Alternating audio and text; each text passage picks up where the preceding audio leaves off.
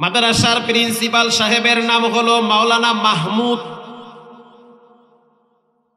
তার বক্তব্য হলো, ভাই আমার প্রতিষ্ঠানে একটা বাচ্চা পড়ে, বাচ্চার বাবা হলো অনেক বড় ধনী পয়সাওয়ালা, বাচ্চার মা কমপ্লেইন দিয়েছে আমার বাচ্চাটা দিন দিন কেমন জানি বদ মেজাজওয়ালা হয়ে যাচ্ছে।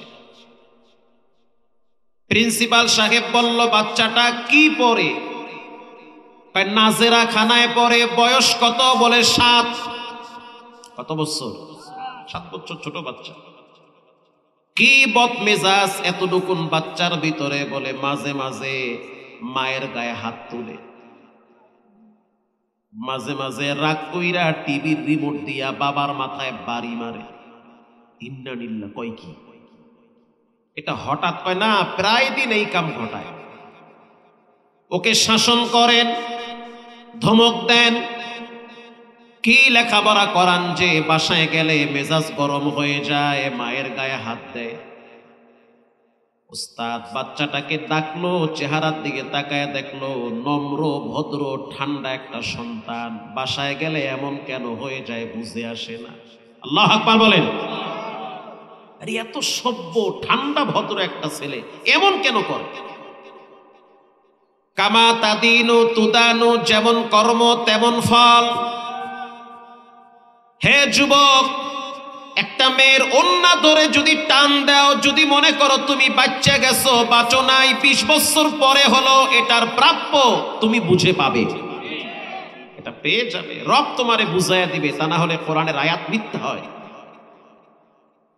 তুমি একজনকে গোপনে কাঁদাবা, মনে করিও না তুমি আনন্দে থাকবা, তোমার পুরা ফ্যামিলিকে রব কাঁদাবে। শুকনা গাছে আগুন লাগলে শুধু শুকনা গাছ পুড়ে না, ভিজা গাছও পুড়ে যায়।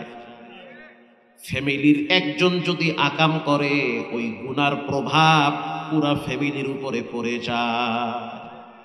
ঠিক না বেঠিক? সাবধান। ওস্তাদ এবার ওই বাচ্চাটাকে কাছে ডাকলো, প্রশ্ন করলো, বাসায় গেলে তোমার মেজাজ কেন গরম হয়? বাচ্চা বলল, ওস্তাদ রাগ কইরেন না, বাসায় গেলে মাঝে মাঝে আমার আম্মুর উপরে অনেক জিদ উঠে, আব্বার লগে তো আর বলে পারি না, এর লেগা বাবারে দূর থেকে রিমোট দিয়া ফিক্কা মারি। কথা কি বুঝেন? খোদার কসম, কোরআন আমার হাতে, এটা যে কইতে আছি ভিডিও হইতে আছি, সারা দুনিয়ায় যাইবে, সত্য কথা। ওস্তাদ এবার ওই বাচ্চাটাকে বলল, কারণ কি, কেন তোমার মায়ের উপরে এত জিদ উঠে? বাচ্চা বলল, ওস্তাদ আমি বলতে পারি না, কিন্তু মাঝে মাঝে আমার মায়ের উপরে খুব জিদ উঠে, এজন্য আমি প্রতিদিন সকালবেলা মায়ের একবার বাটাম দেই। ওস্তাদ এবার চিন্তায় পড়ে গেল, অবশ্যই এটার পিছনে কোনো কারণ থাকতে পারে। জ্ঞানী মানুষ এত বড় প্রতিষ্ঠান চালায়, ভিআইপি প্রতিষ্ঠান, মাথায় কিছু ঘিলু আছে। মনে করিয়েন না কোরআনওয়ালারা বোকা, মিথ্যা কথা। পৃথিবীর শ্রেষ্ঠ জ্ঞান আল্লাহ কোরআনওয়ালাদেরকে দান করেছে। বাদশাহ আকবর দ্বীনে এলাহি চালু করছে।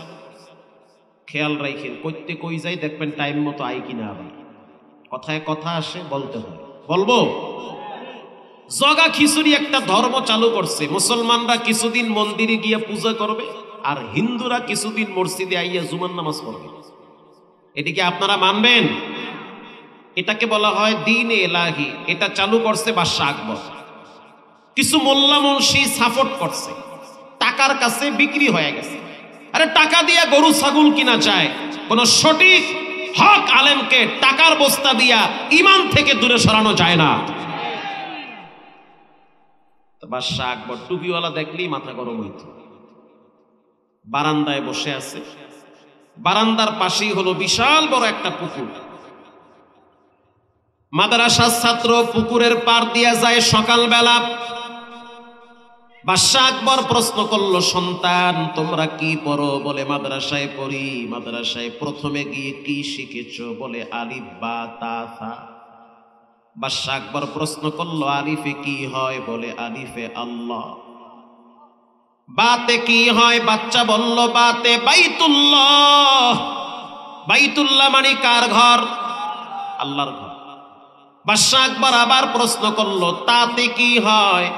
বাচ্চা বলল তাতে তাজুন। তাজুন মানে টুপি। মারহাবা। বাদশা আকবর বলল বুঝছি, ভালোই তো পারো। এবার আটকানোর কিছু বুদ্ধি বাইর করতেছে। বাদশা আকবর বলল এই যে সামনে একটা বিশাল বড় পুষ্কুনি দেখতে পাও, পুষ্কুনি চেনেন? বলো বাবা পুষ্কুনিতে পানি আছে কয় বালতি? বাচ্চা দাঁড়ায় বলল বাদশা রাগ করিয়েন না, বালতি যদি পুকুরের সমান হয় তো এক বালতি। আল্লাহু আকবার বলে। বালতি যদি পুষ্কুনির সমান হয় তো কয় বালতি? এক বালতি। বালতি যদি পুষ্কুনির অর্ধেক হয় তো কয় বালতি? বাদশা আকবর কয় কি পায় কই? আল্লাহ বলেন ওয়াল্লাযীনা উতুল ইলমা দারাজাত।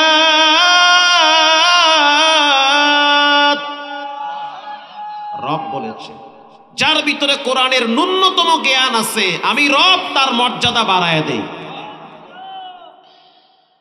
বাদশা আকবর বলল বলো পুকুরের পারে যেই গাছটা আছে কয়টা পাখি আছে দেখো। এটি কি প্রশ্ন না আটকানোর বুদ্ধি? একটা বাচ্চা দাঁড়ায় বলল পাখি আছে 310টা। কেমনে বললা? বিশ্বাস না হইলে গুণে দেখেন কয়টা আছে। এটি কি গোনা সম্ভব? উস্তাদ এবার বাচ্চাটাকে ডাইকে বলল সন্তান তুমি তোমার মাকে মারো বাবাকে মারো, কারণ তো অবশ্যই আছে। জানতে চাই তোমার দাদা দাদি কোথায় থাকে, গোড়ায় আসো। বাচ্চা বলতে আছে আমার দাদা দাদি বাসায় থাকে না, চাচ্চুর বাসায় থাকে। বলে না চাচ্চুর বাসায়ও থাকে না। তো গ্রামে থাকে? বলে না গ্রামে থাকে না। তো কোথায় থাকে? বলে আব্বু আম্মু বলেছে তারা নাকি মাদ্রাসায় পড়ে। ওস্তাদ চিন্তায় পড়ে গেল, বুড়া বুড়ির মাদ্রাসা ঢাকায় আবার কোন জায়গায় আছে? এবার ওস্তাদ বলল সন্তান মাদ্রাসার গেটের সামনে নাম লেখা আসেনি? কয় হ। কি নাম? কয় লেখা দেখছি বৃদ্ধাশ্রম।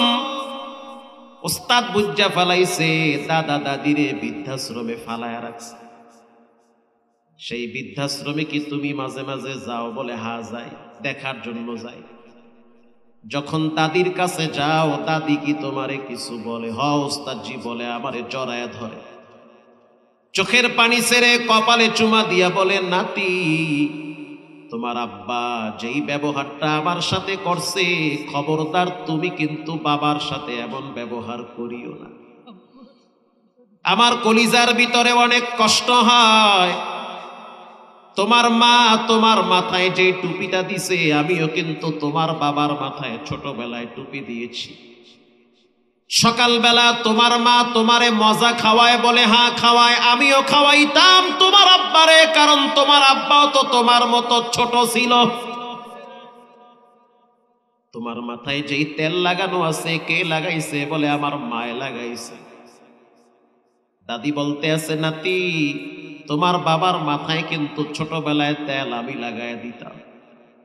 তোমার পায়ের জুতাগুলা হাঁটলে দেখি বাতি জ্বলে, বাচ্চাকে জুতা, আবার বাঁশিও দেয়। কে কিনা দিছে? বলে আমার মা মার্কেটে গিয়া পছন্দ করে আমারে কিনা দিছে। উস্তাদ আমার দাদি আমার কপালে চুমা দিয়া বলে এক সময় এমন ছিল তোমার বাবার পায়ের জুতা কিন্তু আমি কিনে দিয়েছি। আজ তোমার আব্বার দামি ঘর, দামি গাড়ি, দামি ফ্ল্যাট আমি থাকতে পারি না, কারণ আমি মাঝে মাঝে বিছানায় প্রস্রাব করি। তোমার আব্বার নাকে প্রস্রাবের গন্ধটা সহ্য হয় না। ও নাতি খবরদার খবরদার, তোমার মায়ের সাথে এমন ব্যবহার কোনোদিন করিও না, তাহলে কিন্তু মা কষ্ট পাবে। আমি যদি কোনোদিন মারা যাই তুমি যদি শুনতে পাও তোমার আব্বারে আসতে না বলবা, তুমি আইসা আমার জানাজা পড়াইও, কারণ তোমার বাবার দামি ঘরে দামি খাটে আমার থাকার জায়গা হয় না, আমার মরার পরে জানাজায়ও আসতে হবে না। এরকম লক্ষ লক্ষ মা বাবারা বৃদ্ধাশ্রমে আর্তনাদ করে। কসম খোদার, যদি বাংলাদেশে কোরআনের আইন চালু হয়, কোন সন্তান মা বাবার সাথে এমন আচরণ করতে পারবে না। পারবে? প্রিয় ভাইরা আমার, এবার ওস্তাদ মজা কইরা বলে, আগে তোমার আব্বা আম্মারে কয়বার মারতা? কয় একবার। কয় এখন থেকে সকালে একবার মারবা, দুপুরে আর একবার মারবা, বিকালে আর একবার মারবা, সন্ধ্যার টাইমে টিভিটা ভাঙ্গিয়া তোমার মাথায় বাড়ি মারবা। পারবা? কহ পারবো। ফ্রিজ আছে নি? কহ ফ্রিজটার ধাক্কা মাইরা ফালাইয়া দিবা। মাঝে মাঝে ওই যে পাকের রুমের বড় বড় বস্তার ভিতরে হাড়ি পাতিল আসেনি? বলে হ্যাঁ। বলে ফিক্কা ফিক্কা মারবা, কারণ যেই ঘরে মা বাবার থাকার জায়গা হয় না, ঘরটা তো ঘুরায়া দেওয়া দরকার। ওটা ভাঙ্গিয়া মাটির লাগে মিশাইয়া দাও। এজন্য আমি প্রায় বলি সন্তানদেরকে রব চিনান, রসুল চিনান, কোরআন চিনান, পশ্চিম চিনান, কেবলা চিনান, টুপি চিনান, দাড়ি চিনান, সিরাতের কিতাব চিনান, ওরা আপনাকে চিনবে। আর এগুলা যদি না চিনান, কাঁচায় না নুইলে বাস, পাকলে করে ঠাস ঠাস। বুড়া বয়সে যদি কন নামাজ পড়, তোমারটা তুমি পড়ো, তো ফটর ফটর করো না। একটা গাছ যদি বেহা কইরা লাগান, 30 বছর পর ওই গাছটারে যদি সোজা করতে যান, সবাই মিললা সোজা হইবে? আমনে সোজা হইয়া যাইবেন, গাছ সোজা হইবে না। একটা কাদা যদি ওয়ালে লেগে যায়, কাদাটা যদি শক্ত হয়, বলেন লাগে না পড়ে যায়? পড়ে যায়। কাদাটা যদি শক্ত হয় তাহলে লাগবে না পড়ে যাবে? কাদা শক্ত হইলে লাগে? লাগবে না, ওটা মাটি হয়ে গেছে, শক্ত মাটি, ঠনঠনা মাটি, ওইটা পড়ে যাবে। ওইটা শুধু পড়বেই না, মারলে উল্টা আপনার নাকে এসে লাগতে পারে। কথায় কথা আসে, বুঝলে ফেলাই। হযরত ওমর রাদিয়াল্লাহু তাআলা আনহুর দরবারে একটা মামলা গেছে, উয়ুনুল হিকায়াতে আছে। আমিরুল মুমিনিন, খলিফাতুল মুসলিমিন, আমি একজন সন্তানের বাপ, কিন্তু আমার নসিব খারাপ, আমার সন্তান আমার খোঁজ খবর নেয় না। হযরত ওমর পুলিশ পাঠায় দিল, যুবকরে ধইরা আদালতে দাঁড় করাইল। হযরত ওমরের সামনে তরবারি চকচক করে। লাউ কানা বাদি নাবিয়্যান লাকানা উমর, নবীর পরে কেউ যদি নবী হইতো, আল্লাহ পাক হযরত ওমরকে নবী বানায়া দিত। হযরত ওমর যেই রাস্তায় চলে শয়তান ডরে, ওই রাস্তায় চলে না। এত পাওয়ারফুল সাহাবী হযরত ওমর। এবার হযরত ওমরের সামনে যুবক দাঁড়ায় আছে, এক পাশে যুবক আর এক পাশে বাপ, সন্তান এক পাশে, বাবা আর এক পাশে। হযরত ওমর প্রশ্ন করলো, যেই মুরব্বী সামনে দাঁড়ায় আছে, তোমার কি হয়? বলে আমার বাবা হয়। তুমি কি তোমার আব্বার কথা শোনো না? বলে না, শুনি না। কেন শোনো না? বলে সমস্যা আছে। হযরত ওমর বলল, তোমার সমস্যার সমাধান করবে আমার তরবারি। আল্লাহু আকবার বলে। যুবক বলল, আমিরুল মুমিনিন, রাগ করিয়েন না, আমি আশ্বস্ত, আশাবাদী। ওমর তো কখনোই এক পক্ষের বক্তব্য শুনে বিচার করে না, ঠিক না ভাই? ঠিক। বাদী বিবাদী দুইজনের বক্তব্য শোনা লাগে। আর আমগো দেশে কারো বক্তব্য শোনা লাগে না, মিথ্যা মামলা দিয়া দিয়ে আলেমদেরকে ফাঁসি দিয়েছে। এদের সাথে যদি পীড়িত করেন তাহলে সবচেয়ে বড় জুলুম হবে। প্রত্যেকটা হত্যার বিচার বাংলাদেশে হবে, ঠিক না ভাই? ঠিক। আপনার বাহিরে যদি ফাঁসি দিত তখন বুঝতেন মজা কারে করে। প্রিয় ভাইয়েরা আমার, হযরত ওমর রাদিয়াল্লাহু তাআলা আনহু যুবককে বলল, কি বক্তব্য তোমার, পরিষ্কার ভাবে বলো। যুবক বলল, আমিরুল মুমিনিন, জানতে চাই দুনিয়াতে বাপ আগে আসছে না ছেলে আগে আসছে? ভুলে আপনার দেশে পোলা ইয়ে করছে না? কে আগে আইছে? আব্বা আগে আইছে। হযরত ওমর বুঝা ফালাইছে মাঝখানে গোমর ফাঁক, কোন ঝামেলা আছে। প্রশ্ন করলাম আমিরুল মুমিনিন, দুনিয়াতে বাপ আগে আসছে না ছেলে আগে আসছে? বাবা আগে আসছে। তার আগে আমি আপনার কাছ থেকে জানতে চাই, বাবার দায়িত্ব কয়টা? বাবার দায়িত্ব হলো তিনটা। বাবার দায়িত্ব যদি তিনটা হয়, কি কি বাবার দায়িত্ব বলেন, আমিও শুনি, বাবাও শুনুক। বাবার 1 নম্বরের দায়িত্ব সন্তানের জন্য ভালো একটা মা নির্ধারণ করা। যুবক বলল, আমিরুল মুমিনিন রাগ করিয়েন না, আব্বারে জিগান আমার মায়ের কোথা থেকে বিয়া কইরা আনছে। কথা তো ঠিকই। আরে আমার নানার বাড়ি কই আমি জানবো না? আপনার নানার বাড়ি কোথায় আপনি জানেন না? অবশ্যই জানবেন। মুরব্বী বলল, আমিরুল মুমিনিন ছেলে যেগুলা প্রশ্ন করে সব উল্টা পাল্টা। হযরত ওমর কয়, একটাও উল্টা না, সবগুলোই ঠিক আছে। বাবার প্রথম দায়িত্ব সন্তানের জন্য ভালো একটা মা নির্ধারণ করা। বাবার দ্বিতীয় দায়িত্ব সন্তানকে কোরআন চিনানো। বাবার 3 নম্বরের দায়িত্ব সন্তানের জন্য ভালো একটা নাম রাখা। হযরত ওমর মুরব্বীকে প্রশ্ন করল, যুবকের নানার বাড়ি কোথায়? এর মায়েরে কেমনে বিয়া করলা? কারা সাক্ষী ছিল? আচ্ছা, আমার বিয়া কোথায় কেমনে হয়েছে আমি বলতে পারবো না? ভাই আপনি পারবেন না? অবশ্যই পারবেন।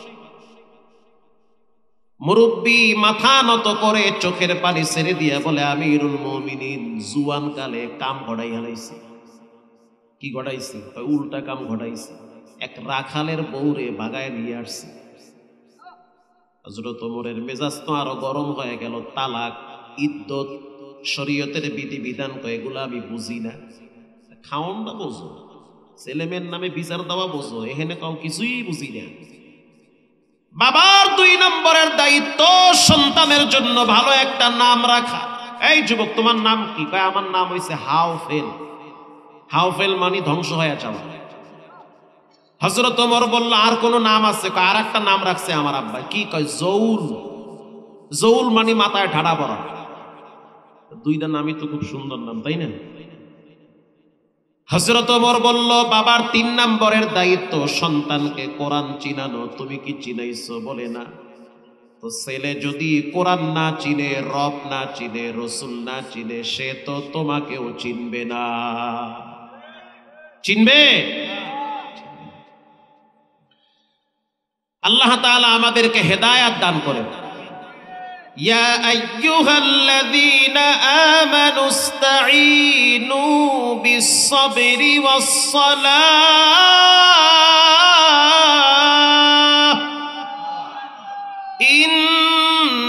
ইন্নাল্লাহা মা'আস-সাবিরিন।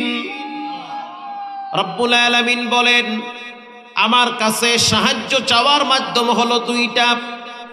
1 নম্বরে নামাজ, 2 নম্বরে ধৈর্য। 1 নম্বরে নামাজ, 2 নম্বরে ধৈর্য। ধৈর্যশীল বান্দাকে রব বড় ভালোবাসেন। যার জীবনে ধৈর্য নাই তার জীবনে সফলতা নাই, কারণ ধৈর্যের ফল বড় মিষ্টি হয়। আল্লাহ বলেন, ইউওয়াফাস সাবিরুনা আজরাহুম বিগাইরি হিসাব। নবী আপনি জানায় দেন, যারা ধৈর্য ধরে মুসিবতে, তাদেরকে হিসাব ছাড়াই জান্নাতে পৌঁছায় দিব। যুবক ভাইরা আমার, ধৈর্য ধরেন, সবর করেন। জান্নাতে যাওয়ার রাস্তা 2টা। 1 নম্বরে শুকর, আর 1 নম্বরে সবর। আল্লাহ পাক তার প্রিয় রাসূলকে বলেন, ওয়াসবির ওয়া মা সাবরুকা ইল্লা বিল্লাহ। ওগো আমার হাবিব, আপনি একজনের জন্য ধৈর্য ধরেন, তিনি হলেন কে?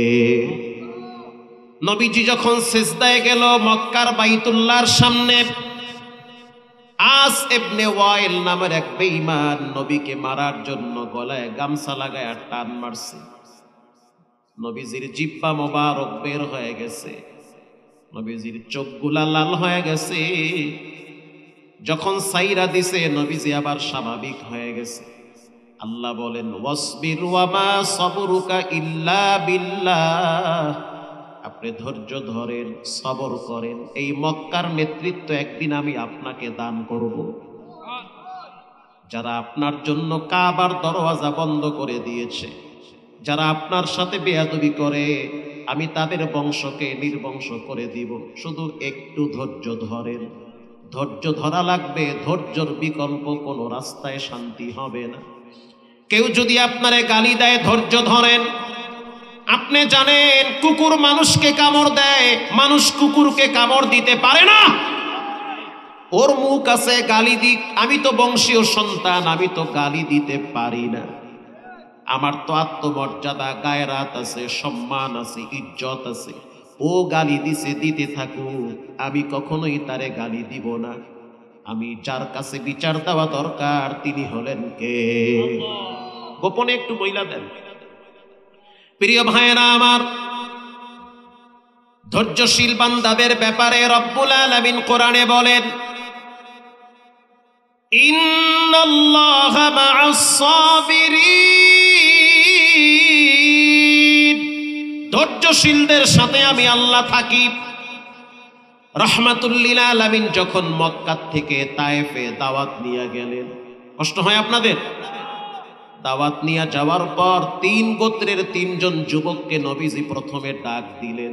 3 জন যুবকের কথা তায়েফের যুবকরা শুনে 3 জন নেতৃত্ব দেয়। 3 জন নেতাকে নবীজি ডাকলেন। ডাকার পর পাশে বসাইলেন। 3 জনের সামনে নবীজি দাঁড়াইয়া বললেন, কুলু লা ইলাহা ইল্লাল্লাহ। সব কিছুর মালিক একজন, তিনি হলেন কে? লাত, উজ্জা, 33 কোটি দেবদেবী, তারা কখনোই রব হওয়ার যোগ্যতা রাখে না। তারা ভালো মন্দ কোনো কিছুই করতে পারে না। ভালো মন্দ করার মালিক একজন, তিনি হলেন কে? প্রথম যুবক বলতে আছে, যদি আল্লাহ তোমারে নবুয়তি দেয় তাহলে তোমার সাথে কথা বলার মতো মন মানসিকতা আমার নাই, কারণ তোমার সাথে কথা বললে বেয়াদবি হতে পারে। আর যদি আল্লাহ তোমাকে নবুয়তি না দেয় তাহলে তোমার সাথে কথা বলে অনার্থক সময় নষ্ট করার কোনো মানে হয় না। আর একজন যুবক দাঁড়ায় বলল, সাবধান, মক্কার এত মানুষ রাইখা রব্বুল আলামিন কেন তোমাকে নবী বানাইছে? আর একজন দাঁড়ায় বলল, তোমার মতো পাগল রে আল্লাহ কেন নবুয়তি দিছে? চিন্তা করেন কি পরিমাণ বেইজ্জতি নবীরে করতেছে। শুধু তাই না, নবীজি বলল, ঠিক আছে, দাওয়াত যেহেতু কবুল করলা না, আমি আর এক জায়গায় গিয়ে দাওয়াত দিব। এই 3 জন যুবক বাচ্চাদেরকে বলল, মক্কা থেকে একটা পাগল আসছে, তোমরা পাথর মারো। ওরে পাথর মারলি তো তোমাদের আমলনামায় নেকি জমা হবে। নাউজুবিল্লাহ বলে। এরপরে যুবকরা পাথর মারা শুরু করলো। পাথর মারতে মারতে নবীজি রক্তাক্ত হয়ে গেছে। হযরত জিবরাইল দাঁড়ায় বলতে আছে, ইয়া নবী আল্লাহ, তাকায় দেখেন 2 পাশের পাহাড়ে আযাবের ফেরেশতারা দাঁড়ায় আছে। যদি একটু অর্ডার দেন, 2 পাশের পাহাড় দিয়া চাপ দিয়া তায়েফবাসীকে পিষ্ট করা হবে। আল্লাহর নবী বরদোয়া দেন নাই, অভিশাপ দেন নাই। আল্লাহর নবী বলল, জিবরাইল, এরা হয়তো আমার দাওয়াত কবুল করে নাই, আমাকে চিনে নাই। এক সময় এমন হবে, এদের পরবর্তী প্রজন্ম আমার দাওয়াত কবুল করবে। এদেরকে যদি শেষ করে দেওয়া হয় তাহলে আমি কালেমার দাওয়াত কাদের সামনে দিব? ওয়াসবির ওয়ামা সাবরুকা ইল্লা বিল্লাহ। নবীজি ধৈর্য ধরল, সবর করল একজনের জন্য, তিনি হলেন কে? এরপরে আল্লাহর হাবিব চলে গেল মক্কায়। মক্কায় যাওয়ার পর রাহমাতুল লিল আলামিন বাইতুল্লাহর সামনে দাঁড়াইয়া 2 রাকাত নামাজ পড়ল। নামাজ পড়ার পর নবীজি চোখের পানি ছেড়ে আল্লাহর কাছে কাঁদতেছে আর বলতেছে, আল্লাহ, আপনি কি আমার উপরে রাগ করছেন? দোয়ার ভাষাটা নবীর কেমন, বুখারীতে আসছে, ওগো আল্লাহ, এই যে তায়েফে গেলাম দাওয়াত নিয়ে, ওরা তো আমার ইচ্ছা মতো আঘাত করেছে, রক্তাক্ত করেছে, আবার দেহের উপরে মাছি মশা পড়া হারাম হয়ে গেছে, তারপরেও তারা আঘাত করে। নবীজি যেই রাস্তা দিয়ে হাঁটে 2 পাশের গাছ মাথা নোয়াইয়া নবীর সালাম দেয়। নবীজির প্রত্যেকটা আওয়াজ জান্নাতের পাতায় পাতায় আল্লাহ পাক লিখে দিয়েছে। দুনিয়ার মানুষ ঘামাইলে শরীর থেকে গন্ধ আসে।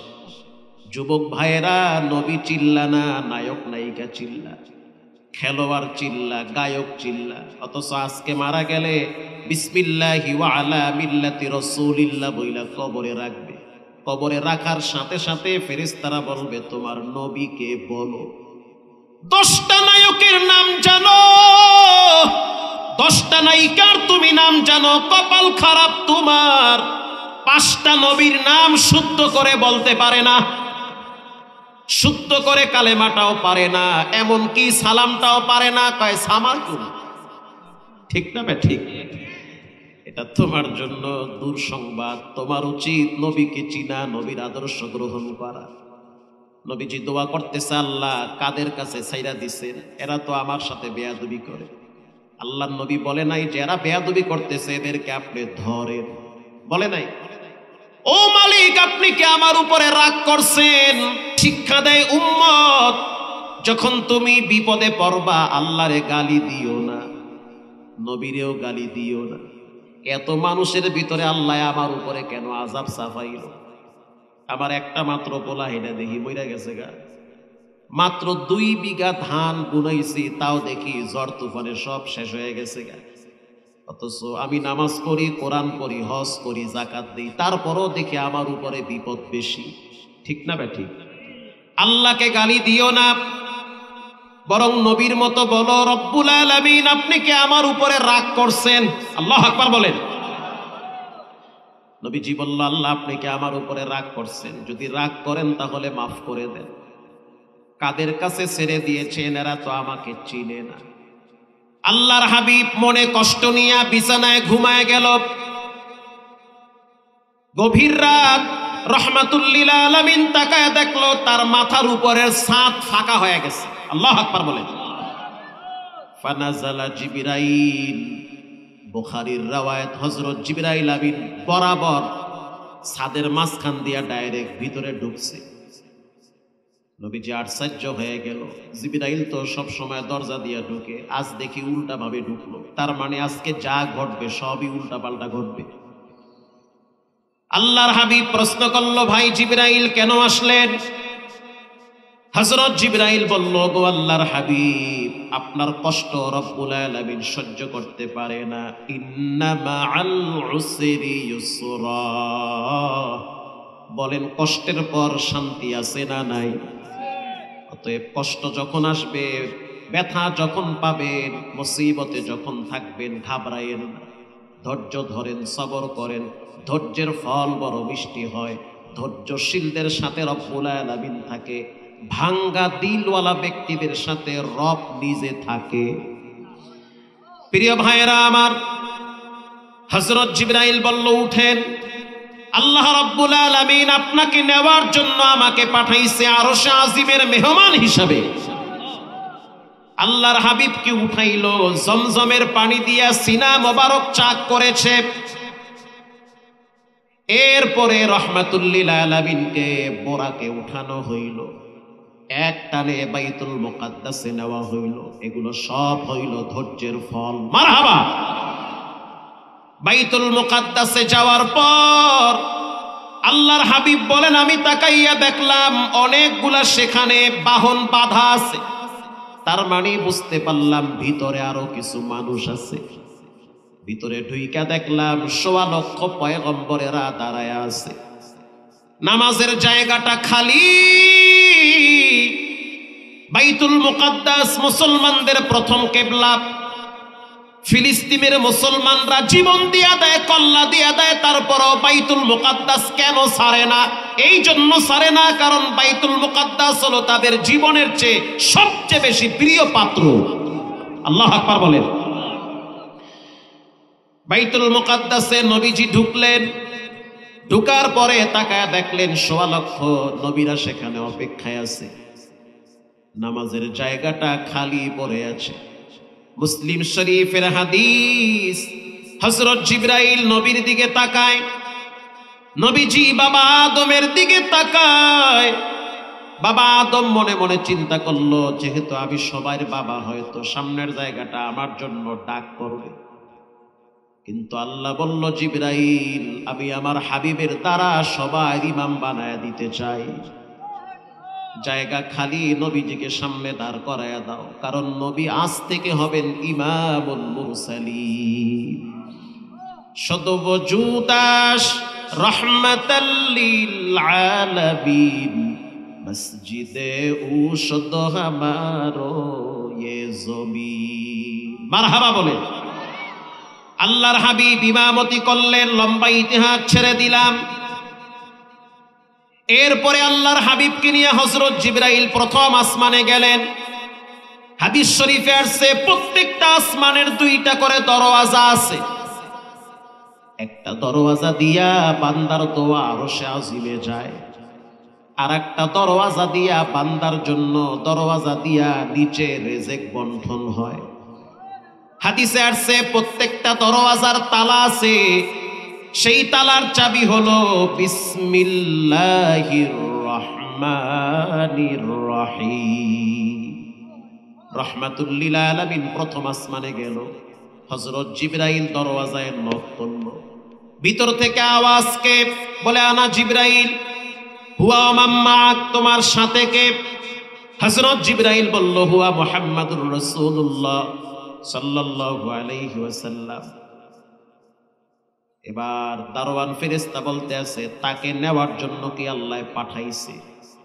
বলে, হ্যাঁ, তাকে নেওয়ার জন্য আমি জিবরাইলকে পাঠাইছি। নবীজি বলেন, ফাফুতিহা লানা, বলার সাথে সাথে আসমানের দরওয়াজাটা খুলে গেছে। আমি ভিতরে গেলাম, ভিতরে ঢুকার পরেই দেখলাম বাবা আদম আলাইহিস সালাতু ওয়াস সালাম বসে আছে। আল্লাহু আকবার বলেন। জমিন থেকে প্রথম আসমান 500 বছরের রাস্তা, আবার আসমানটা হলো 500 বছরের মোটা। দ্বিতীয় আসমান থেকে তৃতীয় আসমান 500 বছরের রাস্তা, আবার ওই আসমানটা হলো 500 বছরের মোটা। নবীজি প্রথম, দ্বিতীয়, তৃতীয়, চতুর্দশ সমস্ত আসমান ভেদ করে লা মাকা লা জামা এমন একটা এলাকায় গেল যেখানে জিবরাইলের যাওয়া নিষেধ। মিকাইল যাইতে পারে না, ইসরাফিল যাইতে পারে না, সীমান্তবর্তী এলাকা, কারণ পুরা এলাকাটায় রহমাতুল লিল আলামিন যেতে পারবে। ওখানে আল্লাহর নূর, আল্লাহু আকবার বলেন, আল্লাহর নূরের তাজাল্লিতে ফেরেশতারা সহ্য করতে পারবে না। রহমাতুল লিল আলামিন সরাসরি চলে গেল রব্বুল আলামিনের আরশে আজিমে। নবীজি বলেন, তাকায়া দেখলাম আরশের উপরেও পানি, নিচেও পানি, 8 জন ফেরেশতা আরশের খুঁটি ধইরা দাঁড়ায় রয়েছে। কোরআনে আল্লাহ বলেন, ওয়া কানা আরশুহু আলাল মা। আল্লাহু আকবার জোরে বলেন। আরশে আজিমের উপরেও পানি আছে, আসমানের উপরেও পানি আছে। এজন্য মাঝে মাঝে দেখবেন বৃষ্টির সাথে মাছ পড়ে। এটা তাজা কুদরত, আল্লাহর কুদরত। আপনার জমিনের উপরে কোথাও কোনো মাছ নাই, বৃষ্টির পড়ার সাথে সাথে বৃষ্টির সাথে মাছও পড়ে। ওই পানি কে দেয় বুঝতে হবে, একজন দেয়, তিনি হলেন কে? ভিন্ন এক আলোচনা, ওদিকে না গেলাম। গত সপ্তাহে যারা মোবাইল চালান, সোশ্যাল মিডিয়াতে দেখেছেন, আমাদের কুয়াকাটার পাশে একটা নদীর নাম হলো পায়রা বন্দর নদী। এই নদীটার প্রকৃত নাম হলো বিষখালী নদী। পায়রা পোর্ট এজন্য নাম দিয়েছে পায়রা বন্দর। এই নদীর মাঝখান দিয়া জাহাজ চলতেছে। আল্লাহর কুদরত, কি কুদরত দেখেন! জাহাজ যে চলতেছে, জাহাজের ভিতরে তো মানুষ রান্না বাড়া করে খায়, অনেকগুলা শ্রমিক সেখানে থাকে। থাকে কি থাকে না?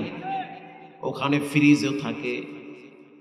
তো বাবরসি বলে, ফ্রিজে তাকায় দেখলাম কোনো মাছ বস্তু নাই, কি রান্না করব? তো যিনি জাহাজের ম্যানেজার, তাকে বললাম, স্যার কিছুই তো নাই। বলে, একটু পরেই তো আমরা কিনারায় চলে যাব, ওখান থেকে আমরা সদাই করব। সদাই বুঝেন? নদীর মাঝখান দিয়া যাচ্ছে বিশাল এক সমুদ্র। এই নদী পার হইতে প্রায় 1.25 ঘন্টা লাগে। নদীর মাঝখান দিয়া যখন জাহাজ যাইতেছে, ফ্রিজে কোনো মাছ গোস্ত নাই, বাবুর্চি সিদ্ধান্ত নিয়েছে আলু ভর্তা আর ডাইল পাকাবো। তিনি ডাইল ধোয়ার জন্য নদীর কিনারায় আসছে। জাহাজ যখন চলে তখন পানি কিন্তু জাহাজের গলা বরাবর চলে আসে। মাল এতটাই বোঝাই থাকে, মনে হয় জাহাজ ডুবে যায়, আসলে ডুবে না। ঠিক না বেঠিক? এভাবে যখন জাহাজ চলতেছে, পানি একেবারে কাছে, জাহাজে বৈশা পানিতে হাত দিলে হাত লাগে। বাবুর্চি এবার ডাইলের পাত্র নিয়া পানি দিয়া ধুইতেছে। পাশ দিয়া বড় একটা টলার গেল, টলার যখন যায় তখন কিন্তু তুফানে বাড়ি মারে, পানি লড়ে। আল্লাহর কি কুদরত! আল্লাহ যে একজন আছে এটা বাস্তব দেখায় দেয় মাঝে মাঝে। ওই তুফানের বাড়িতে বাড়িতে ফোঁটা যখন ভিতরে ঢুকে, তুফানের পানি তো জাহাজের ভিতরে ঢুকে, দুই এক ফোঁটা পানি ঢুকে, পানির ফোঁটার সাথে সাথে চতুর্দিক থেকে ইলিশ মাছ লাফ দিয়া ভিতরে ঢুকতেছে। তাকায়া দেখতেছে, আশ্চর্য হয়ে গেলাম, এটাকে আসলেই দেখি না মিথ্যা দেখি, না আসলেই সত্য। একটা আর দুইটা ইলিশ মাছ না, প্রায় 2 মণ ইলিশ মাছ বিনা জালে বিনা পরিশ্রমে অটোমেটিক ভিতরে লাফায়া লাফায়া ঢুকছে। সুবহানাল্লাহ। বাইতে গিয়ে কইেন, আওয়াজ দিয়া বলেন, এটা পারেন কে? এটা আল্লাহ পারে। এই বয়ান যদি আমি 20 বছর পর করি, আমার মাইয়া বলায় কইবে বাবায় মনে হয় আধা পাগল হয়েছে। বিনা জালে বিনা বর্ষিতে মাছ আবার লাফ দিয়া কেমনে উপরে উঠে? আরে একটা না, 2 মণ ইলিশ মাছ উঠছে। এই ইলিশ মাছ উপরে উঠে বিক্রিও করছে। লাফায় লাফায় ইলিশ মাছ ভিতরে ঢুকে। আল্লাহ কোরআনে বলেন, বান্দা আমি এক সময় বনি ইসরাইলদেরকে মান্না সালোয়া খাওয়াইছি, পরিশ্রম করে নাই, জান্নাত থেকে খাবার পাঠায়া তাদেরকে খাওয়াইছি। যেই রব্বুল আলামিন বিনা পরিশ্রমে ইলিশ মাছ আপনার জাহাজে দিতে পারে, যেই রব্বুল আলামিন স্বপ্নের ভিতরে আপনাকে ভয় দেখাইতে পারে, ও যুবক, সেই রব্বুল আলামিন আপনার মৃত্যুর পর বাড়ির পিছনে বাঁশবাগানে কবরে শোয়াইয়া শাস্তিও দিতে পারে। পারে কি পারে না? আল্লাহর হাবিব মক্কা থেকে মদিনায় রওনা হবেন। এগুলো সব হইল নবীজির সবরের বরকত, ধৈর্যের ফলাফল। আল্লাহর হাবিব অন্ধকার রাত নিজের ঘরের ভিতরে অবস্থান করতেছে। হযরত জিবরাইল বলল, হুজুর আপনি তো মেরাজ সফর করে আসছেন, মক্কার বেঈমানেরা আপনার বাড়িটা ঘেরাও করবে, আপনাকে হিজরত করে মক্কা থেকে মদিনায় যাওয়া লাগবে, প্রস্তুতি গ্রহণ করেন। 6 মাস আগে নবীকে মেসেজ দিয়েছে। আল্লাহু আকবার বলেন। নবীজি হযরত আবু বকরকে বলল, আবু বকর, ধৈর্যশীলদের সাথে আমার আল্লাহ থাকে, সবর করো, ধৈর্য ধরো, রব্বুল আলামিন সবের বান্দাকে কখনোই ফিরায়া দেয় না। ধৈর্য ধরো, সবর করো, মক্কা থেকে হিজরত করে মদিনায় যাওয়া লাগবে। রাহমাতুল লিল আলামিন একদিন ঘরের ভিতরে আছে। হযরত জিবরাইল বলল, হুজুর রেডি হয়ে যান, আপনার বাড়ির চতুর্থটা বেঈমানেরা ঘেরাও করে ফেলাইছে, অতএব আজকের রাত্রি আপনাকে হিজরত করে মদিনায় যেতে হবে। আল্লাহর নবীর কাছে বেঈমানদের কিছু আমানত ছিল। রাহমাতুল লিল আলামিন হযরত আলীকে নিজের বিছানায় শোয়ায়া দিয়া বলল, আলী, আমার কাছে যাদের আমানত আছে সেই আমানতগুলি তোমার কাছে রাখলাম, এই আমানতগুলি তুমি তাদের কাছে সকালবেলা পৌঁছায়া দিবে। চিন্তা করেন নবীজি কত বড় আমানতদার। যারা নবীকে হত্যা করতে চায় তাদের আমানতগুলি নবী ফিরাইয়া দিতে চায়। আমরা হইলে সবগুলা লগে লয়ে যাইতাম গা। যারা আমারে মারতে চায় তাদের আমানত আবার কিসের? তাকে সব সম্পদ খাওয়া তো আমার লগে সুন্নত। হ্যাঁ, সব নিয়ে বেগম পাড়া। প্রিয় ভাইয়েরা আমার, আল্লাহর হাবিব হযরত আলীকে শোয়ায়া দিল। একজনে প্রশ্ন করেছিল, আলী তোমার কি ভয় লাগে নাই? কারণ নবী মনে করে তো তোমাকে হত্যা করতে পারত।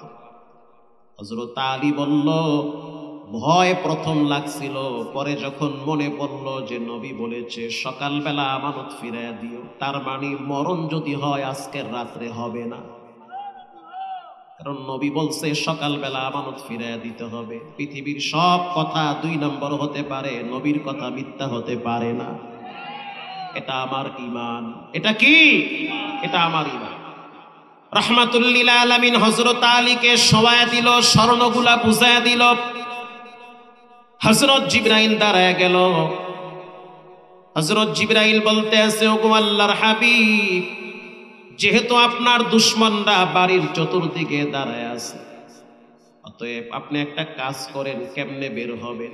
হাতের ভিতরে 1 মুঠ বালু নেন। 1 মুঠ বালু নিয়ে সূরা ইয়াসিন থেকে 10টা আয়াত তেলাওয়াত করেন। ইয়াসিন ওয়াল কুরআনিল হাকীম ইন্নাকা লামিনাল মুরসালিন আলা সিরাতিম মুস্তাকিম। আপনি শুধু পড়লে হবে না, বালুর ভিতরে ফু মারেন। মারহাবা বলেন। রাহমাতুল লিল আলামিন বালুর ভিতরে যখন ফু মারল, হযরত জিবরাইল বলল, আপনি বালুটা বাহিরে ফিকা মারেন। আরে ফিকা মারলে তো একজনের চোখে পড়বে, পিছনের মানুষের চোখে পড়বে না। হযরত জিবরাইল বলল, আপনার কাজ হলো ফিকা মারা, বাকি সবার চোখে পৌঁছায় দেওয়ার দায়িত্ব হলো আল্লাহর কুদরত। আল্লাহর হাবিব যখন বালুগুলা ফিক্কা মারল, সবার চোখে লাগলো, নবীজি নিরাপদে ঘর থেকে বেরিয়ে গেল। নবীজি ঘর থেকে বের হওয়ার পর হযরত জিবরাইল বলতে আছে, ওগো আল্লাহর হাবিব, আপনি একটা দোয়া পড়েন, কারণ মুমিনদের জীবনে কোরআন ছাড়া কোনো শান্তি নাই। প্রত্যেকটা কাজে, প্রত্যেকটা কালচারের ভিতরে কোরআনের আওয়াজ আছে না নাই? আপনি তেলাওয়াত করেন, وقل رب أدخلني مدخل صدق وأخرجني مخرج صدق واجعل لي من لدنك سلطانا نصيرا। এটা আপনি তেলাওয়াত করেন, অর্থ হলো রব্বুল আলামিন আপনি আমার রাস্তাকে নিরাপদ করে দেন। মারহাবা। আমি যে মক্কা থেকে মদিনায় যাই, রাস্তাটাকে নিরাপদ করে দেন, কষ্ট দিয়েন না, মুসিবতে যেন না পড়ি। রাস্তায় নিরাপত্তার জন্য চাইতে হবে একজনের কাছে, তিনি হলেন কে? আল্লাহর হাবিব যখন বের হয়ে গেলেন, সরাসরি চলে গেল আবু বকরের বাড়ির দরওয়াজার সামনে। দরওয়াজার সামনে দাঁড়াইয়া সবে মাত্র একটা আওয়াজ দিয়েছে, আবু বকর। হযরত আয়েশা সিদ্দিকা বলেন, বলার সাথে সাথে আবু বকর দরওয়াজাটা খুলে দিয়েছে। আল্লাহর হাবিব প্রশ্ন করল, আবু বকর, আপনি কি ঘুমান নাই? আবু বকর বলল, ইয়া নবী আল্লাহ, 6 মাস আগে বলছেন তুমি আমার হিজরতের সাথী হবে, এরপর থেকে আমি বিছানায় পিঠটা লাগাই না। আমি যদি ঘুমাই, আপনি যদি দাঁড়ায় থাকেন, তাহলে বেয়াদবি হবে গো নবী। এজন্য আমি রাত জেগে জেগে দরওয়াজার সামনে ঠেকনা দিয়ে থাকি। একটা মেয়ে যদি একটা ছেলের জন্য রাত জেগে পাহারা দিতে পারে, একটা ছেলে যদি একটা মেয়ের জন্য রাত জেগে জেগে ফোনে কথা বলতে পারে, তাহলে আল্লাহর কিছু বান্দারা আছে, তারাও তো রাত্রিবেলা ঘন্টার পর ঘন্টা তাহাজ্জুদে রবের সাথে কথা বলে। রাহমাতুল লিল আলামিন আবু বকরকে সাথে নিয়ে রওনা হয়ে গেলেন। পাহাড়ে দাঁড়াইয়া বাইতুল্লাহ, নিজের জন্মভূমির দিকে ফিরে নবীজি চোখের পানি ছেড়ে কাঁদলেন আর বললেন, আল্লাহ, এটা আল্লাহ আপনার ঘর, আমার মনটা চায় না বাইতুল্লাহ ছেড়ে আমি মদিনায় যাব। ও কাবা, তুমি বড় দামি, এটা আমার জন্মভূমি, এখানে আমার মা বাবা আমাকে জন্ম দিয়েছেন, অলিতে গলিতে আমার রক্ত, আমার গোশত মিশে আছে। আল্লাহু আকবার। আমার মন চায় না যে আমি মক্কা থেকে মদিনায় যাব, কিন্তু কাবা, তোমার সন্তানরা আমাকে থাকতে দিল না, তার মানে মক্কার বেঈমানরা আমাকে থাকতে দিল না, আমি চলে যাচ্ছি মদিনার দিকে। প্রিয় ভাইয়েরা আমার, হযরত জিবরাইল বলল, কাঁদবেন না, মনে কষ্ট নিবেন না। আলাম নাশরাহ লাকা সাদরাক ওয়া ওয়াদা'না আনকা ওয়িজরাক আল্লাযী আনকাযা যহরাক ওয়া রাফা'না লাকা যিকরাক ফাইন্না মা'আল উসরি ইউসরা ইন্না মা'আল উসরি ইউসরা। ওগো আল্লাহর হাবিব, মনে কষ্ট নিবেন না। যেখানে আল্লাহর নাম সেখানে নবীর নাম আছে না নাই? যেখানে আল্লাহর নাম সেখানে নবীর নাম, যেখানে আজান সেখানে আপনার নাম, যেখানে ইকামত সেখানে আপনার নাম, জন্ম দেওয়ার সময় বাচ্চারে সেখানেও আপনার নাম, ভূমিষ্ঠ হওয়ার পরেও আপনার নাম আমি লাগায় রাখছি। যখন মানুষকে কবরে রাখা হবে সেখানেও আপনার নাম আমি লেখা রাখছি। জান্নাতের পাতায় পাতায় আপনার নাম। যখন মানুষ মসজিদে যাবে তখনও আপনার কথা স্মরণ করবে। যখন মানুষ মসজিদ থেকে বের হবে তখনও আপনার কথা স্মরণ করবে। আজ আপনার কষ্ট আর চোখের পানি রব্বুল আলামিন এমন ভাবে কবুল করেছে, এই মক্কায় নয়, মক্কার মদিনা নয়, দুই জায়গার রব্বুল আলামিন আপনাকে প্রেসিডেন্ট বানায় দিছে। প্রিয় ভাইরা আমার, রাহমাতুল লিল আলামিনের কষ্টের পর আল্লাহ পাক তাকে বিশাল এক শান্তির জিন্দেগি দান করেছে। এজন্য ভাইরা আমার, ধৈর্যের পরে মিষ্টি ফল পাওয়া যায়, অধৈর্য হওয়া যাবে না। আল্লাহ বলেন, ইয়া আইয়ুহাল্লাযীনা আমানুস্তাঈনু বিস-সাবরি ওয়াস-সালাহ, নিশ্চয়ই যারা ঈমানদার আল্লাহর কাছে তারা দুইটা জিনিসের মাধ্যমে সাহায্য চায়। এক নম্বরে নামাজ, দুই নম্বরে ধৈর্য। যারা রাষ্ট্রীয়ভাবে ক্ষমতায় যাবে তাদের প্রথম কাজ হবে রাষ্ট্রীয়ভাবে নামাজ প্রতিষ্ঠা করা। এটা আমার কথা না, রবের কথা।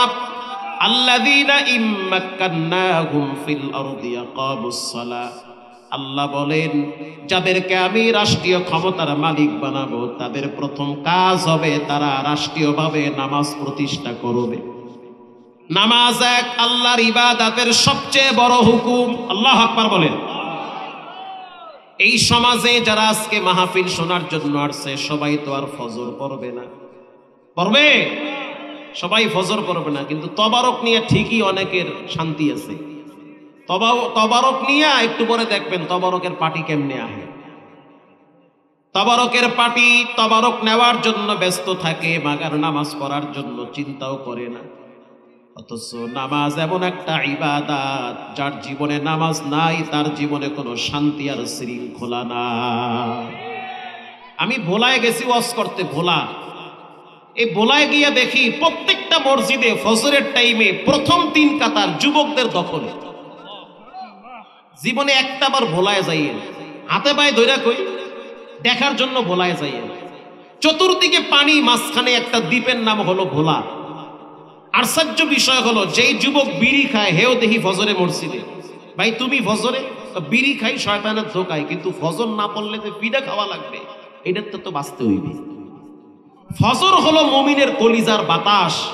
যার জীবনে ফজর নাই তার জীবনে শান্তি নাই। ফজরের সময় রিজিক বন্টন হয়। ফজরের সময় রাসূলুল্লাহ রিজিকে বরকতে দোয়া করছে।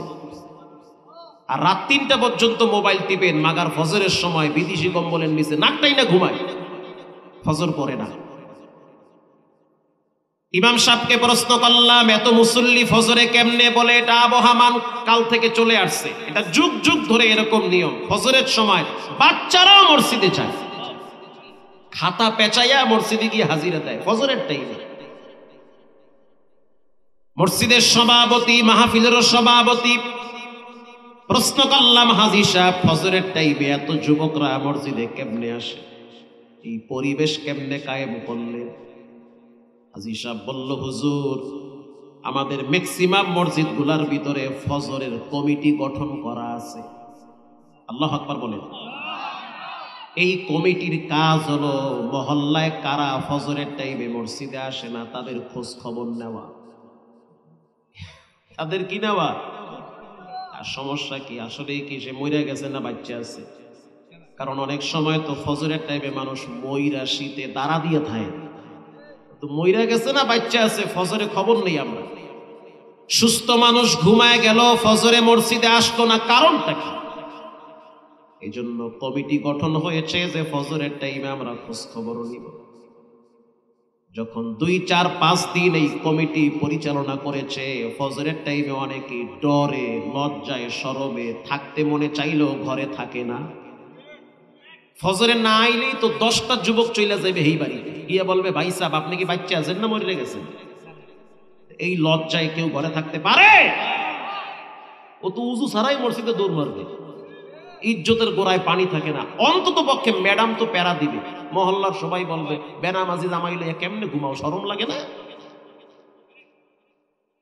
ঘটনাক্রমে মহল্লার এক যুবক মসজিদে আসে নাই। যুবকরা ডানে বামে তাকায়া দেখলো মানিক মিয়া তো ফজরের টাইমে মসজিদে আসলো না, ব্যাপার কি? সে কি ঘরে আছে না ঢাকায় গেছে? খবর নেওয়া দরকার। মানুষ তো অসুস্থ হয়ে যেতে পারে, হাদিসে আসছে অসুস্থ হয়ে গেলে তার খোঁজ খবর নেও, ঠিক না? খবর নাও সকালবেলা। 10টা যুবক বাড়ির সামনে দাঁড়ায় গেল।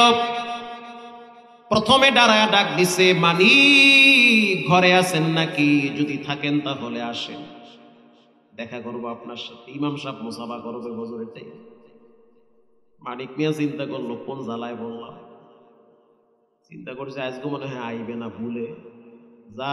এত মজার ঘুম, এত চমৎকার শীত, শীতের ভিতরে বিদেশি কম্বলে ঘুম তো মজার, ঘুমায় থাকি। আবার ডাক দিছে, মানিক ভাই আছেন নাকি? ভাবি কইতেছে কিও আইছে, যাও তাড়াতাড়ি থামাও, এটা গিয়ে ডাহাডাহি করলে তো মহল্লায় খবর হয়ে যাইবে যে আজকে ফজরে যায় নাই। ইজ্জতের ব্যাপার, 3 বেলা খাইতে পারে, জম্মের খাওয়া, ফজর কেন পড়তে পারবে না? বিয়ে করতে পারছে, মাইয়া বলা জন্ম দিতে পারছে, কেন ফজর পড়বে না? রাজনীতি বোঝে, পেট নীতি বোঝে, 1 কাপ চা 2টা বিড়ি নিয়ে বেনামাজিরে সিল মারে, ও ফজর কেন পড়বে না?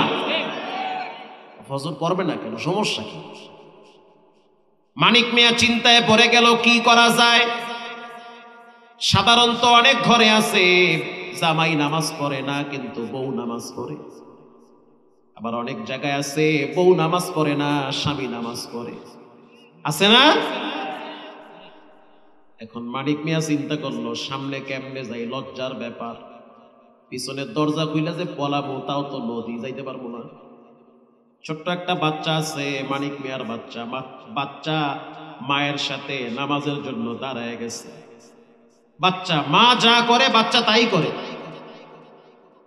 মানিক মিয়া বলতে আছে, ও সন্তান তুমি গিয়া বলো আব্বু ঘরে নাই। সত্য কথা না মিছা কথা? তাজা মিছা। বাচ্চা গিয়া বলল, হুজুর হুজুর আব্বাই কইছে আব্বাই ঘরে নাই। বোঝেন নাই মনে হয়। আব্বু বলছে আব্বু কই নাই? বলেন ঘরে আছে না নাই? ঘরে আছে। আব্বু ঘরে ঘুমায়। যুবকরা বলল, মানিক মিয়া এইবারের মতো সারিরা দিলাম, এরপরে যদি ফজরে না আসেন ওই দিন দুপুরবেলা কিন্তু পুরা মুসল্লি নিয়ে আপনার বাড়ি খাইবার আমু। বউ চিন্তা করছে, ওরে আল্লাহ কয় কি, 30 জন যদি খাইতে হয় তাহলে উপায় নাই। এজন্য ফজরের টাইমে কেউ ঘরে থাকতে পারবা না। যারা ফজরের টাইমে ঘুমায় বিশ্বাস করেন এরা নিজের পায়ে নিজে কুড়াল দেয়। মুসল্লিদের ভিতরে বিভিন্ন কোয়ালিটি আছে। কিছু মুসল্লি আছে হঠাৎ মরার ডরে নামাজ ধরে, যেমন ভূমিকম্পে ধাক্কা মারছে গত 2 জুমা আগে। ওই শুক্রবারে কোন মসজিদের বাহিরেও জায়গা ছিল না, যে লোক জীবনও পশ্চিম দিকে ফিরে না হেরেও দেখি সুবহানাল্লাহ রাব্বিল আলা শুরু করছে। তার মানে ভূমিকম্পের ডরে অনেকেই মসজিদে যায়। বিমানে উঠার পরে অনেক যুবক দেখি রঙ্গে নাচে। বিমানে উঠছে, বিমান মাথায় লইছে। যখন বিমান ক্রু বলল সাবধান, সিট বেল্ট শক্ত করে বাঁধেন, আমরা কিন্তু সামনে কিছু দেখি না। তখনই তাকায় দেখলাম চেহারা অন্ধকার হয়ে গেছে। 2-1 জনে বলল, হুজুর পশ্চিম কোন দিকে? তার মানে মরার ডর না হেদ দাঁড়িয়ে আইছে। লঞ্চে উঠার পরে দেখবেন অনেক মুরব্বীরা তাস খেলায়, বিড়ি খায়, নামাজের টাইমে নামাজ পড়ে না। যদি আপনি বলেন আসেন নামাজে যাই, বলবে যান নামাজ হেদ দাঁড়ে। যখন চাঁদপুর মোহনায় লঞ্চ চলে, তুফানে বাড়ি মারলে লঞ্চ ডাইনে যায় বামে যায়, তখন দেখলাম 2-4-10টা মুরব্বী লম্বা তসবি নিয়ে 3 তলায় গিয়া কয়, হুজুর পশ্চিম কোন দিকে? তার মানে এতক্ষণ নামাজের চিন্তা নাই, যখনই তুফানে বাড়ি মারল মরার ডরে নামাজ খোঁজে। প্রিয় ভাইরা আমার, নামাজ পড়তে হবে। সল্লু কামা রাআইতুমুনি উসাল্লি, নবী যেভাবে নামাজ পড়েছে সেইভাবে নামাজ পড়ো। যখন আকাশটা মেঘাচ্ছন্ন হইতো নবীজি নামাজে দাঁড়ায় যাইত। জিহাদের ময়দানে যাওয়ার সময় নবীজি নামাজে দাঁড়ায়। কোন মেয়ের যদি বিবাহ না হয়, ও মেয়ের মা তুমি নামাজে দাঁড়ায় যাও। কারো সন্তান যদি মারা যায় নামাজে দাঁড়াও। কারো ব্যবসায় যদি বরকত না হয় নামাজে দাঁড়াও, কারণ নামাজ একমাত্র মানুষের সমস্যার সমাধান দেয়। প্রিয় ভাইরা আমার, হাবিব মুআজ ইবনে জাবাল যুদ্ধের ময়দানে যাইতেছেন। সাহাবায়ে কেরাম তাঁবুর ভিতরে ঘুমাইয়াছে। মুআজ ইবনে জাবালকে বলা হইল, তুমি তাঁবু পাহারা দাও। 2 জন সাহাবীকে রাসূলুল্লাহ তাঁবু পাহারা দেওয়ার জন্য নিযুক্ত করল। একজনের নাম মুআজ ইবনে জাবাল, আর একজনের নাম সাদ বিন আবি আক্কাস। মুআজ ইবনে জাবাল যুবক সাহাবী, তিনি বলল, ভাই সাদ বিন আবি আক্কাস, তুমি ঘুমায়া যাও, আমি দাঁড়ায়া দাঁড়ায়া সাহাবীদেরকে পাহারা দিব। মুআজ ইবনে জাবাল চিন্তা করলো, সময়টাকে এভাবে কেন আমি নষ্ট করব, তার চেয়ে একটা কাজ করি, নামাজে দাঁড়ায়া থাকি। আল্লাহু আকবার। সে নামাজে যখন দাঁড়ায় গেল, দুশমনদের সেনাপতি পিছন দিক থেকে তীর মারা শুরু করলো। এক একটা তীর আইসা মুআজ ইবনে জাবালের শরীরে বিদ্ধ হয়। এরপরেও মুআজ ইবনে জাবাল নামাজ ছাড়ে না, আবার তীর মারে, আবার তিনি লম্বা সময় নামাজে দাঁড়ায় থাকে। একটার দুইটা না, প্রায় 12 থেকে 15টা তীর আইসা তার শরীরে বিদ্ধ হয়েছে, রক্ত বায়া পড়ে, তারপরেও তিনি নামাজ ছাড়ে না। তখনও পর্যন্ত উজুর মাসআলা ক্লিয়ার হয় নাই যে রক্ত বায়া পড়লে নামাজ নষ্ট হয়ে যাবে। চিন্তায় পড়ে গেল, যদি আমি নামাজ ছেড়ে দেই, আমি যদি এখন নামাজ ছাইরা দেই, তাহলে আমার সূরা কাহাফ পরিপূর্ণ শেষ হবে না। আমার মনটা চায় সূরা কাহাফটা নামাজের ভিতরে আমি শেষ করব। আল্লাহু আকবার। তিনি আবার চিন্তায় পড়ে গেলেন, যদি আমি সূরা শেষ করতে যাই, তাহলে আমার রক্তগুলো বেয়ে বেয়ে পড়তে পড়তে আমি দুর্বল হয়ে হয়তো অজ্ঞান হয়ে যাব। তিনি নামাজ শেষ করলো, সালাম ফিরাইলো। দ্বিতীয় সাহাবী সাদ বিন আবি আক্কাস, তার কানের গোড়ায় রক্ত লেগেছে। তাকায়া দেখলো সাদ বিন আবি আক্কাস, তাকায়া দেখলো মুআজ ইবনে জাবাল রক্তাক্ত হয়ে গেছে। নবীর সাহাবী সাদ বিন আবি আক্কাস প্রশ্ন করলো, মুআজ, লম্বা সময় কেন নামাজে দাঁড়াইলা? চাইলে তো ছাইরা দিতে পারতা। মুআজ ইবনে জাবাল বলেন, ইস্তাঈনু বিস-সাবরি ওয়াস-সালাহ, আল্লাহর কাছে চাও সাহায্য আর ধৈর্যের বিনিময়। মারহাবা বলেন। আমি যখন নামাজে দাঁড়াইছি, তখন আমার ভিতরে আমার রব ধৈর্য শক্তি বাড়ায়া দিছে। আর আল্লাহর কাছ থেকে কিছু পাইতে হইলে ধৈর্য লাগবে। অধৈর্যওয়ালা বান্দাকে আল্লাহ পছন্দ করেন না। এজন্য রব্বুল আলামিন বলেছেন, ধৈর্য ধরো, সবর করো, কোনো কাজে অধৈর্য হইও না। 3টা কাজ আছে ধৈর্য ধরা যাবে না। কয়টা? 3 কাজে দেরি করতে হয় না। 1 নম্বরে, যদি কারো মৃত্যু হয় তাকে দ্রুত দাফন করে দাও। লাশ নিয়া কাহিনী কইরো না, অমুকে আইতেছে তমুকে আইতেছে, 3 দিন পর্যন্ত ফ্রিজে হান্দায় রাখে, বরফ দিয়া রাখবা না। মারা গেছে, তাড়াতাড়ি কবরে শোয়ায় দাও। দ্রুত করো, দেরি করা যাবে, তাড়াতাড়ি করো। এটা দেরি কইরো না, কারণ আত্মায় কষ্ট পায়। লাশ যদি, ওই মুদ্দার যদি, মাইয়ের যদি দিনদার হয়, তাহলে তার জন্য রহমতের ফেরেশতারা ডাকে। আর যদি মাইয়েত বদকার হয়, তাহলে তার জন্য কবরে শাস্তি রেডি থাকে। 2 নম্বরে, নামাজের ক্ষেত্রে ধৈর্য ধরা যাবে যেমন চায়ের দোকানে বসে আছেন, আজান হয়ে গেছে, ধৈর্য ধরতে আছে, একটু পরে যাইতেছি, ধৈর্য ধরা যাবে না, তাড়াতাড়ি মসজিদে যান। 3 নম্বরে যদি কোনো গুনাহ হয়ে যায় তাড়াতাড়ি তওবা করেন। একটা অন্যায় করেছেন, দেরি করা যাবে না, তওবা করে ফেলেন। কারণ ধৈর্য এমন একটা বড় সম্পদ, গুনাহ থেকে বেঁচে থাকতে হইল ধৈর্য লাগবে। প্রিয় ভাইয়েরা আমার, ধৈর্যশীল বান্দাদেরকে ভালোবাসেন একজন, তিনি হলেন কে? এজন্য আল্লাহ রাব্বুল আলামিন বলেন, রবের কাছে সাহায্য চাবা 2টা জিনিসের মাধ্যমে। 1 নম্বরে ধৈর্য, 2 নম্বরে হলো নামাজ। আজ থেকে পাক্কা নিয়ত করে নেই, জীবনে কোনোদিন নামাজ ছাড়বো না, হারাম খাবো না, অধৈর্য হব না। মা বাবার সাথে বেয়াদবি করা যাবে না। অনেকের মা বাবা আছে পাগল টাইপের, ব্রেনের সমস্যা, বাবাও খারাপ ব্যবহার করে, ছেলেও খারাপ ব্যবহার করে।